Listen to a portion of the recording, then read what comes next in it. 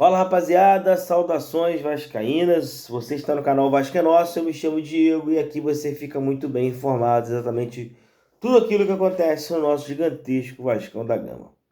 Vim aqui para falar dessa merda que aconteceu agora lá no Maracanã, né, o pós-jogo de Vasco 0, Flamengo 1, né, podendo ser mais, né, todo mundo viu aí como foi o jogo, né, enfim, vou comentar isso aqui.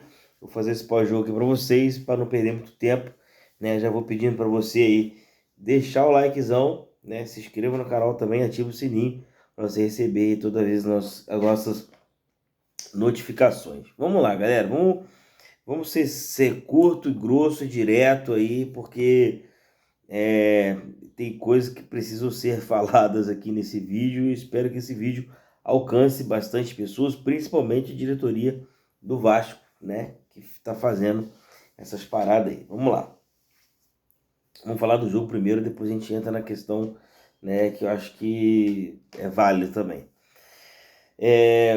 O Vasco fez um jogo ruim, mais um jogo ruim, mais um clássico ruim, né? Tá virando rotina já pro Vasco jogar contra o Flamengo de maneira desorganizada, de maneira que não presta para jogar, de maneira que ninguém consegue fazer o time do Vasco jogar. Isso é inadmissível, mais uma vez eu falando isso aqui no canal, né?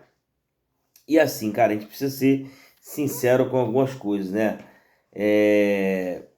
A expulsão do Barros, ela contou para que o resultado saísse? Não.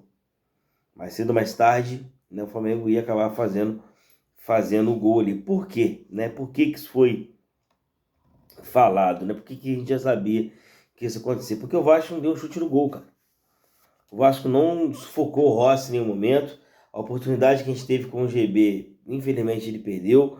A gente não teve sequência de jogo para colocar o Flamengo atrás, na linha de trás da bola e sufocar o Flamengo. A gente não teve esse momento no jogo. O Flamengo jogou os dois tempos muito parelhos, né, e acabou segurando ali muito as ofensivas do Vasco. Isso causou um desconforto tanto no bloco, quando o Vasco achava de marcar num bloco um pouco mais alto, tanto no bloco um pouco mais baixo, também no bloco intermediário, porque se você for ver, pegar para analisar ali, toda vez que o Vasco ia sair em retirada para um contra-ataque, né, alguma coisa assim, o Vasco sempre tinha um espaço, tinha um gap aí do meio campo para o ataque, do meio campo para a defesa, ficava aquele vácuo no meio, onde dava a oportunidade do Flamengo criar as jogadas, né? Então ficou essa parada aí praticamente o jogo inteiro.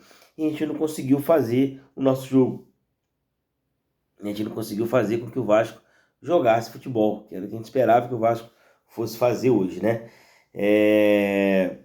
O ataque, a gente não tem ataque mais, né? A gente vendeu aí 50 gols aí nessa janela, né? Acabou vendendo esses 50 gols nessa janela e não temos ninguém para poder fazer. A gente torce muito para que o GB consiga dar um resultado para a gente aí, mas a gente sabe que a gente precisa melhorar nesse quesito. Agora que a gente tinha um matador, né? Dois, né? Matador aí, fazer 2 gols aí em casa, agora a gente não tem nenhum, a gente tem que ir para o mercado procurar um camisa 9 fazedor de gol, né? É foda, mas enfim, né? Com isso, o Flamengo tomou conta do jogo o tempo inteiro, né? Então o Flamengo começou a tomar muito conta do jogo o tempo inteiro, né? Tanto no primeiro tempo quanto no segundo. Quando houve a expulsão, aí escancarou de vez a fragilidade do Vasco perante os ataques do Flamengo ali. Porque assim, enquanto tava 11 contra 11, você ainda tinha uma bola escapada no Andrés Gomes ali, que é a única válvula de escape nossa hoje, né? Para um contra-ataque, para a gente tentar matar o jogo numa bola. Quando a gente perde essa força, quando a gente perde essa ação numérica, vamos dizer assim, a gente acaba tirando um centroavante, que no caso era o GB, e trazendo um volante, né, de marcação, que no caso é o Hugo Moura. A gente ficou naquela e a gente assumiu que iria jogar um ataque contra a defesa. Isso é horrível para o Vasco, né?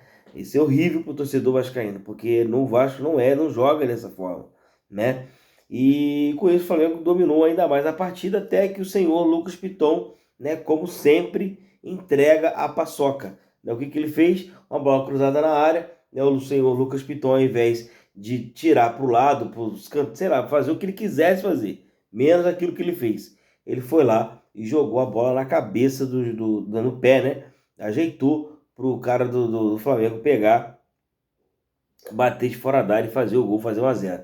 Daí em diante o Flamengo começou a sufocar um pouco mais. Se não fosse o Léo Jardim era para ser mais, né? A nossa sorte é que o Léo Jardim estava numa noite bem inspirada e conseguiu segurar, né, o ataque do Flamengo ali, a gente sem força ofensiva nenhuma para cima dos caras hoje, né? Então assim, é muito ruim, né? Eu tava falando isso para vocês, é muito ruim, mas é o que foi o jogo de hoje. Fechando o jogo de hoje, galera, agora a gente entra na parte do planejamento, né? Cara, quando você entra numa janela como essa agora, né, do início da temporada, eu acho que você já tem que ter mapeado o que você pode perder e o que você não pode perder. A partir do momento que a gente perde os nossos dois melhores atacantes, né? A gente fica vulnerável na frente. Aí a gente acaba de quê? O ano passado, pro Vasco vencer uma partida, o ataque tinha que trabalhar muito, porque o Vasco tomava muito gol, né? Então, o Vasco precisava de alguma forma fazer mais gols para poder vencer as partidas, porque o Vasco tomava muito gol. E nisso, né, o que já foram passados aí, foram 50 gols que a gente deixou para trás aí, né, com o Ryan e Verratti, que já fez falta para esse jogo. Ah, Diego, você está falando que se o Ryan e o Verratti estivessem nesse jogo, o Vasco ganharia? Não, não é isso que eu estou falando, né? O que eu estou falando é que a gente não pode dispensar dois jogadores dessa forma, né, e não ter ninguém para repor de imediato, né? GB, essa peça não é, a gente sabe que não é. Ainda tá madurando. Vai ser? Cara, eu tenho certeza que vai. Só que ele precisa madurar. Só que até ele madurar tem que ter alguém que tá fazendo gol. Até para dar tranquilidade para ele, né? Outra coisa, a gente precisa ir pro mercado buscar esse 9 mais rápido possível. Antes a gente tinha 2 em casa. Agora a gente não tem nenhum, a gente tem que sair de casa para poder procurar no mercado esse fazedor de gol, já que agora a gente não tem mais. Então a gente precisa fazer com que isso aconteça o mais rápido possível. Porque, porra, tá foda, né? Outra coisa, cara, eu fico me perguntando às vezes, gosto muito do Diniz, acho que o trabalho dele é até legal, né? Mas em forma de resultado não é bom, né? Mas eu acho que ele é bem teimoso também, cara. Eu queria descobrir a dificuldade que ele tem de jogar com atacante para poder fazer gol, né? Porque assim, o Verratti saiu, né? A gente sabe, era o atacante de área, o cara que trabalhava ali dentro da área, né? Gosta de ser ataque mais móvel, para mim não tem problema nenhum. Mas contando que a gente consiga abastecer o ataque. A gente não consegue abastecer o ataque. Então, justamente, a gente não consegue abastecer o ataque, a gente toma 1-0 como foi hoje, a gente perde o jogo, né? Então, eu acho que a gente precisa entender o que o Diniz quer da vida dele para ajudar a gente. Porque não tá dando, cara. Não tá dando. Os resultados do Diniz são muito ruins, são muito fracos, né? É uma coisa que não dá para entender o que ele tá pensando, sabe? E eu acho que ele precisa começar a estudar a maneira dele jogar com o centroavante, né? Porque assim, ele precisa abastecer esses caras, né? Não só os centroavantes, mas os atacantes em si, né? Porque assim, a gente sabe que o Andrés Gomes ele vai fazer um gol ou outro, a gente sabe disso. A gente sabe que o Nuno vai fazer um gol ou outro, mas a gente precisa de um cara que faça gol ali, direto, como fazia Ryan e Verratti, né, cara? Então assim, aí você dispensa os dois e fica sem nenhum em casa. Cara, a matemática que não dá muito para poder fechar. Outra coisa aqui, para encerrar a discussão aqui, e vocês me comentem aí o que vocês acham sobre isso. Cara, Felipe Coutinho. Vejo muita gente, muita gente falar mal do Coutinho, que tá morto, que não sei o que, não sei o que, não sei o que, não sei o que. Cara, eu não acho que o Coutinho não consiga entregar mais que isso. Eu me recuso a acreditar que o Coutinho consegue entregar só isso. Na minha opinião, o senhor Fernando Diniz está escalando ele na posição errada. Vou te provar o porquê. Escuta bem o que eu vou te falar. A gente tem ali a nossa zaga, né? A gente tem a nossa zaga, tem o nosso meio-campo, tem o nosso ataque, correto? Correto. Quem hoje no elenco do Vasco finaliza melhor que o Coutinho? Não tem. Quem hoje bate escanteio melhor que o Coutinho? Não tem. Quem hoje finaliza melhor de fora da área do que o Coutinho? Ninguém. Quem hoje consegue bater um pênalti melhor que o Coutinho? Não tem. Quem hoje consegue ter o poder de decidir partida jogando perto da área? Não tem.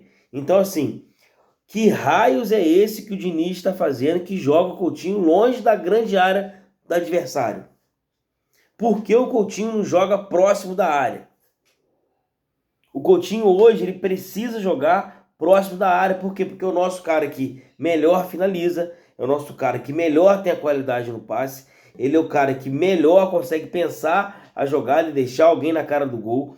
Ele é o cara que hoje consegue jogar de frente próximo à área adversária para a gente ter condições dele finalizar em gol toda hora. Caraca, isso é tão nítido, gente. Pelo amor de Deus. Vou dar um exemplo aqui que eu não gosto de ficar falando muito, mas enfim. O lado dos caras lá. O Arrascaeta joga onde? Jogava antes, o Arrascaeta era um meio de campo. Hoje o Arrascaeta joga onde? Próximo da área. Por quê? Porque ele não tem essa intensidade mais, e igualmente o Felipe Coutinho, né? Obviamente que não compara, o Coutinho é muito melhor que o Arrascaeta, né? Só que o Arrascaeta está jogando um pouco mais à frente e o Coutinho um pouco mais atrás. Aí o que acontece? O cara que está aqui, que pode finalizar, que pode dar uma chapada mais próximo da área, que pode estar mais próximo do gol, o cara não está ali para poder fazer isso. Aí deixa isso nos pés da galera que não tem o fino da bola para poder finalizar. Então assim, Fernando Diniz, se esse vídeo chegar em você, se você conseguir assistir, por favor, coloca o Coutinho para jogar próximo da área. Porque ele é o nosso melhor finalizador, ele é o nosso melhor cara que chuta no gol, ele é o melhor cara que bate melhor de fora da área, que finaliza melhor de dentro da área, que bate falta, que bate pênalti, que bate escanteio, enfim, é o cara que tem o fino da bola. Então, por favor, escala ele próximo da área e vai para o mercado contratar um 10 para fazer a função que você quer que ele faça. Ajuda a gente também. Vasco.